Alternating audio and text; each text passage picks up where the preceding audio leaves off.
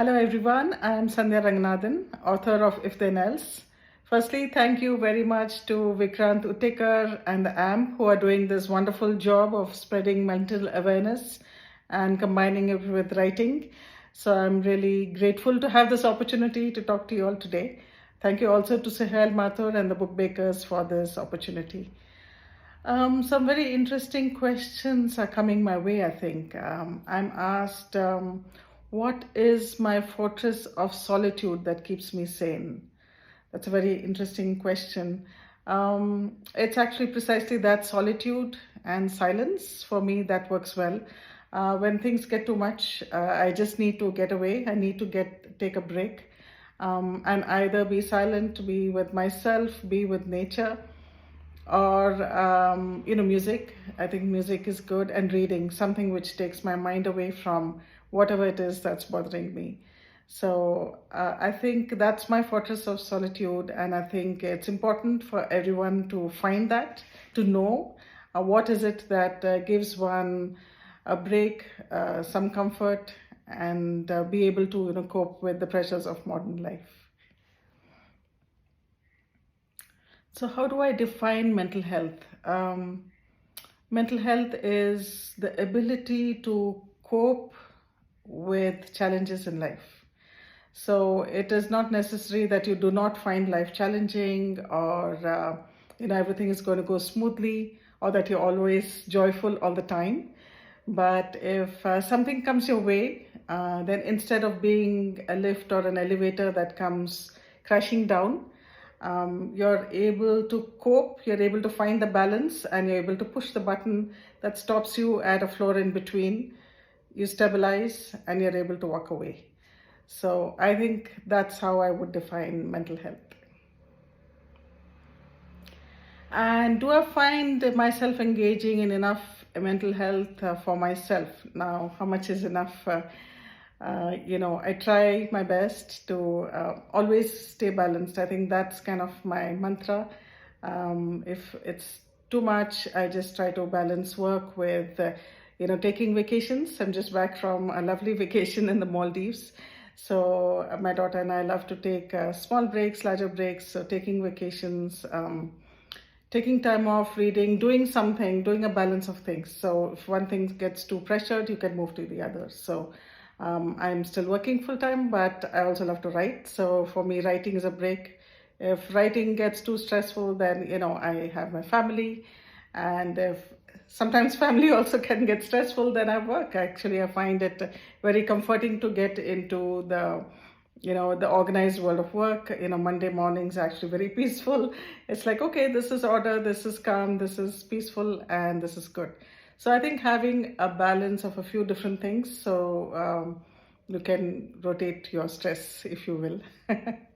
So I think just doing that continuously, I think that's the kind of mental care I take. Of course, sometimes things can get too much, but that's life, and that's being human, I think. So, what are the mental rigors that go hand in hand with being a writer? Now, being a writer is actually quite, that's a whole fortress of solitude by itself. So, unless you're co authoring with another person, writing is a very, kind of, not, I wouldn't say lonely journey, but something that you do by yourself. That requires a lot of rigor, a lot of discipline, some structure. I think the main thing is being able to focus, and being able to shut out the world and get into that space where you need to write your story, your poem, or about your book. I think that's the important thing, is being able to shut out the world, being able to find the time, even if no time exists, carve out those extra minutes or hours in a day, in a week, in a month, whatever. I think you need to definitely find the time for that. You need to find the mind space or the head space for it. Those who are more disciplined, of course, have a regular schedule, get to it, and they are a lot more prolific than perhaps I am. But that's another rigor, is being organized, being disciplined. I think that's very important as well. So it's not like the whole creative process. It's like, aha, you get the bulb flashing and you sit down and you write in a flurry. That can happen with let's say, a poem or a short story, but for something which is a longer creative form, I think the longer it is, I think that requires, a lot more discipline. So yeah, for me, I'm a writer. I'm an author of three books so far. Mia Finds a Home, which is a children's book, Burma to Bangalore, which is an autobiography of my father that I co-authored, and If Then Else, which is my debut fiction novel, which is just out. I also blog at Between the Tropics on WordPress, YouTuber Writing with Sandhya channel, where I interview fellow authors. I have a podcast, Army Adventures with TBB.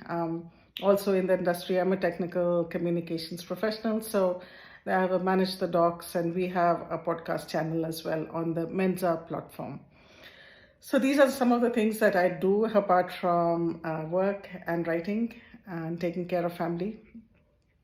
If the question is, how do I find balance juggling all these roles? It's, I think, giving seasons to each one. I think not trying to do everything all the time. I think that's how I find balance. So I think everything needs a time, needs the hours or the weeks or the months, and just going from rotating from one to the other. And it's really interest and passion, really. So I think that you just find the time because you're interested in doing that. So doing things outside of things that you must do, which is like family and work. Other things are, has to be your interest, and that's when you find the time, you find the energy. Somehow you find the energy to, kind of do it. And how would I help to break the stigma towards visiting mental health professionals? I think this is something that I really do feel passionately about because, we go running to a doctor if we get a cold or a cough or anything, really, or anything more serious than that. But mental health is something that there is, can be a lot more awareness, particularly in our country, I think. So it's perfectly okay. I think everybody is not, mentally calm and joyful and balanced all the time. So that's fine. I think people have trauma, they have stress.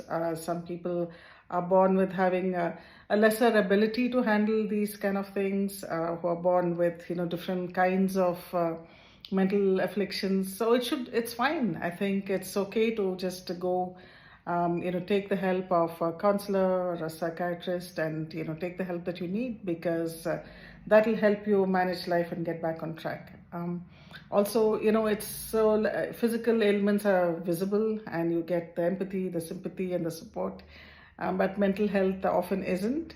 And but the way it's expressed, sometimes, you get labels, and I think that's something we should avoid. So it should be perfectly fine for everybody who's even, having a happy, joyful life with no issues, to just go to a mental health professional, just like we do an annual checkup. Just do a checkup, time to time, cleanse yourself, and move on. So I think that would be the ideal state, for me. So do I see myself bringing awareness about mental health to people? I wouldn't say on a large scale yet, but one-on-one, definitely whoever I interact with at work or my friends, I think it's something that I talk to them about. I, give them, some resources that you can reach out, and that is perfectly okay to reach out if you need help. There's nothing wrong with, going through certain periods of time, but the main thing is focusing and trying to get out of it, trying to help yourself. So I think I try to help myself one-on-one. Can I do it? I hope this is a platform where I can reach out to more people, and more people listen to about mental health and how we can help ourselves. And maybe I can do through my writing in the future. Definitely food for thought, and something I'll think about and see, if I want to share more, and, try to influence, even if it helps, one person. I think that's great. Yeah. So what's my new book about, If Then Else? It's actually the choices that we make in life and the consequences of it. It's very much related to mental health, really. It started when I got laid off from work, and then I started writing this book. And the main character, Karthik, starts with he gets laid off from work, which is definitely a traumatic situation, leads to mental health issues for him. and what are the choices that he makes. How does he lead his life after that, right? So we all have multiple choices, and so does Karthik. But he's a software engineer in Bangalore, and so when he quits, does he just follow his life's passion? Does he go to the US like everybody else and find his fortune? Does he just check out of the world and just go, jauntering around doing whatever he likes?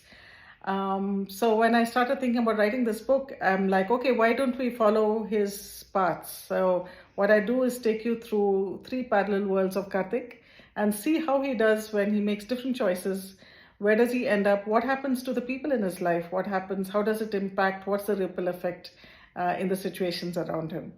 So I think that's my book. It helps people also, I think about, your own life choices. What can you do? What have you done so far? What can you do going forward? It could be a very good mental health kind of technique to think about, take control of your life and think about what can you do differently from now on. It could be a big choice, or it could be smaller choice, or a series of smaller choices. But that's the book. I think it is gripping, fast paced. It's funny, it's emotional, it's all of those things. It's like a modern, contemporary life story, a love story. So I hope you do pick it up. It's on Amazon and in bookstores near you. So that's what my book is about. So coming to the AMP contest in November. So we are going to have this writing contest, and I'm part of the selection panel. What would I be looking out for? Of course, for something different, some creativity for starters, right? What is it that's different, which jumps out and makes me read that piece?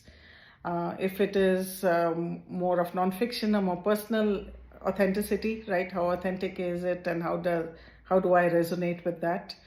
And of course, always looking for language and style. So I would say creativity, authenticity, language and style. These are the things I'd look for as a selection panel. So thank you very much once again, Vikrant, Tikar, the AMP, Suhail, the book bakers, all of you for this opportunity to share my thoughts on mental health and offer my book, If Then Else. So please do pick up the book on Amazon and let me know what you think about it. Thank you very much.